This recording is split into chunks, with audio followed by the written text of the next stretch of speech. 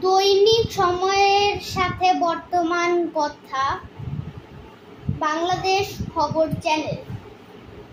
December থেকে জুনের মধ্যে নির্বাচনের অঙ্গীকার পুনরাবৃত্ত করলেন প্রধান উপদেষ্টা মোহাম্মদ ইউনূস। প্রধান উপদেষ্টা অধ্যাপক ডাক্তার মোহাম্মদ ইউনূস চলতি বছরের ডিসেম্বর থেকে জুনের মধ্যে জাতীয় নির্বাচন অনুষ্ঠানের অঙ্গীকার পুনরাবৃত্ত করে বলেছেন, যে কোনো পরিস্থিতিতে আগামী বছরের জুনের মধ্যে বাংলাদেশের সাধারণ নির্বাচন অনুষ্ঠিত হবে, যা বর্তমান অন্তর্বর্তী সরকার গৃহীত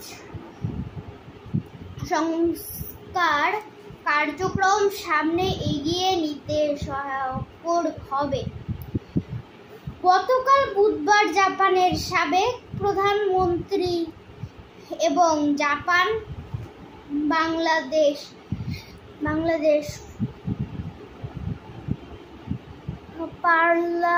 পার্লামেন্টারি ফ্রেন্ডশিপ লীগের জিবিপিএফএল সভাপতি 13 আসরে টোকিওর ইম্পেরিয়াল হোটেলে সৌজন্য সাক্ষাৎ করতে গেলে তিনি এই কথা বলেন। 4 দিনের সরকারি সফরে প্রধান উপদেষ্টা আজ দুপুরে স্থানীয় সময় 2টা 5 টোকিও পৌঁছান। সফরকালে তিনি নিক্কেই ফোরামে অংশগ্রহণের পাশাপাশি জাপানি নেতাদের সঙ্গে দ্বিপাক্ষিক বৈঠক করবেন। সাবেক পররাষ্ট্রমন্ত্রী এবং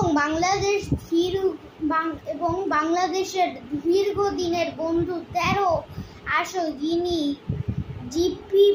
জিবিপিএফএল এর সভাপতির দায়িত্ব পালন করেছেন অধ্যাপক ইউনূসকে বাংলাদেশের রাজনৈতিক স্থিতিশীলতার দিকে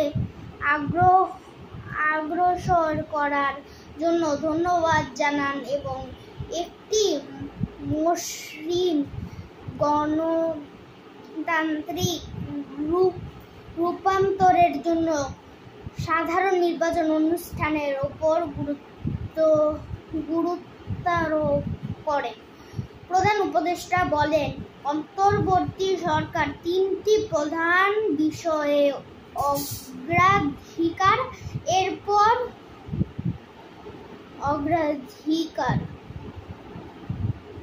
অগ্রাধিকার করবে।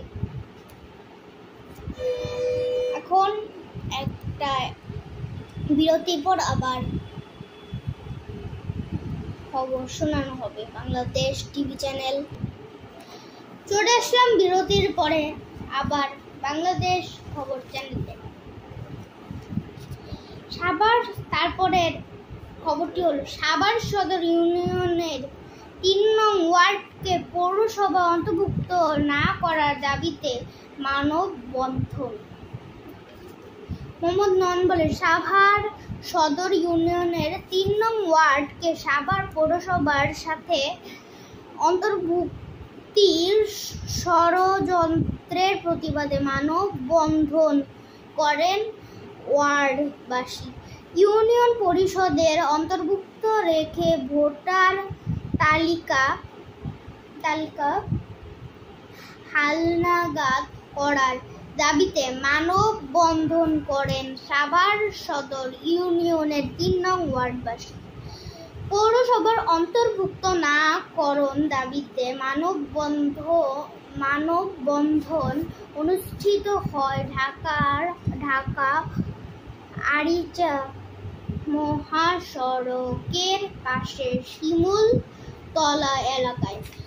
এ সময় উপস্থিতি অনেকের বক্তব্যে বক্তব্যে উঠে আসে পৌরসভার অন্তর্ভুক্ত কারণে ষড়যন্ত্র বন্ধ না হলে উপজেলা ঘেরাও কর্মসূচি ঘোষণা করা হবে।